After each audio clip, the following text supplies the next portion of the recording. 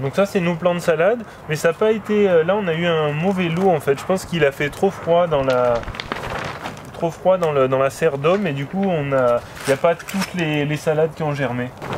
Donc là en pépinière ça a pris un peu plus de temps pour faire les plants. Ça a presque pris bien 6 semaines, 6-7 semaines. Et là on espère qu'en 8 semaines elles vont être prêtes. C'est-à-dire que là on est début mars, en début mai on devrait pouvoir, elles devraient être prêtes à récolter. Peut-être un petit peu avant, on va voir. Donc là une fois qu'on aura fini de tout planter, on mettra un petit coup d'eau et puis ça devrait être bon. Et bien là c'est pareil, là on était sur l'ancien champ de courgettes qu'on a bâché et là on a perforé la bâche ce matin. Donc ça c'est une bâche d'ensilage de récupération. On a perforé à peu près tous les 30 cm et on a repiqué nos plants de salade ce matin. Donc là c'est pas...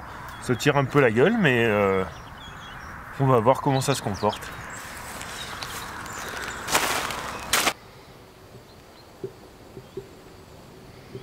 Donc voilà de la salade sur bâche, repiquée.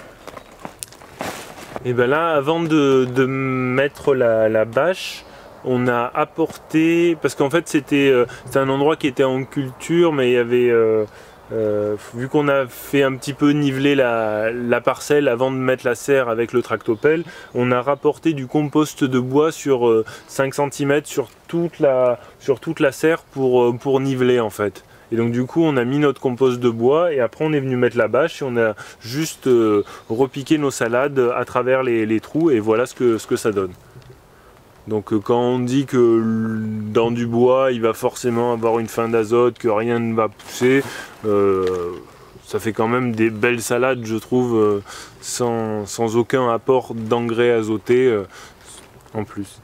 Donc là c'est un lot on est début mai, là c'est un lot de salade qu'on a repiqué et donc là où il faut faire attention quand on repique des salades, c'est vraiment de ne pas mettre la motte trop profonde ou en tous les cas de bien lester la bâche pour pas que les feuilles de salade se retrouvent en fait sous la bâche quoi. Ça c'est vraiment sinon ça marche pas très bien.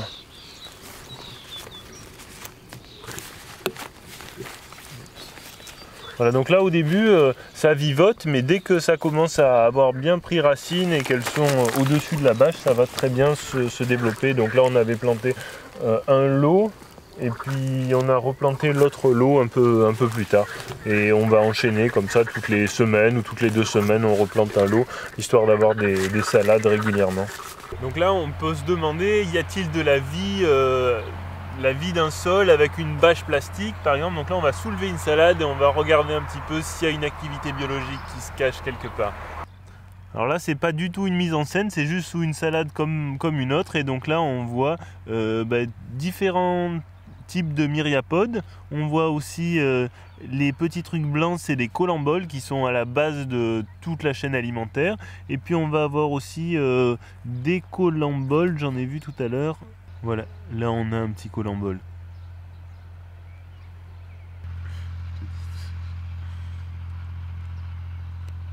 Une autre petite prise sous d'autres salades, voir si c'était un coup de chance ou s'il y a vraiment... Et ben voilà, c'est toujours pareil. Donc là on a apporté un petit peu de drèche après la plantation de la salade donc la drèche qui est un résidu, un déchet des brasseurs, ce qui reste une fois qu'on a extrait les sucres pour faire de la bière.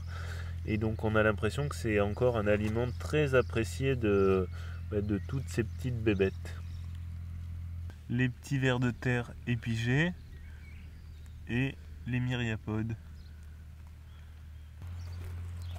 Pareil.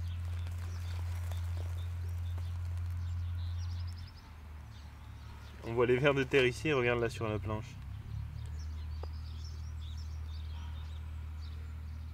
Donc là on est dans la planche de Batavia Carmen, la variété.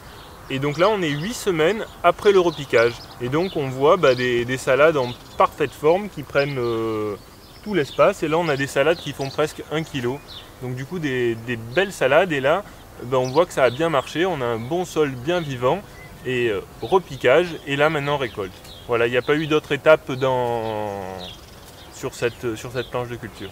Alors on a l'habitude de penser que la salade elle a besoin d'eau. Effectivement en plein été on arrose nos salades, c'est mieux pour elles, mais là on est mi-juin et en fait avec les pluies ça suffit largement pour faire pousser les salades, surtout que sur sol vivant on va avoir des sols qui grâce à des taux de matière organique élevés vont mieux retenir l'eau et du coup les salades elles vont pouvoir se développer vraiment sans aucun problème, en totale autonomie. En eau en tous les cas, jusqu'à des lots qu'on va ramasser mi-juillet. Après de mi-juillet à fin août ça devient un peu plus délicat sans arrosage pour la salade, en sud d'Ordonne dans tous les cas.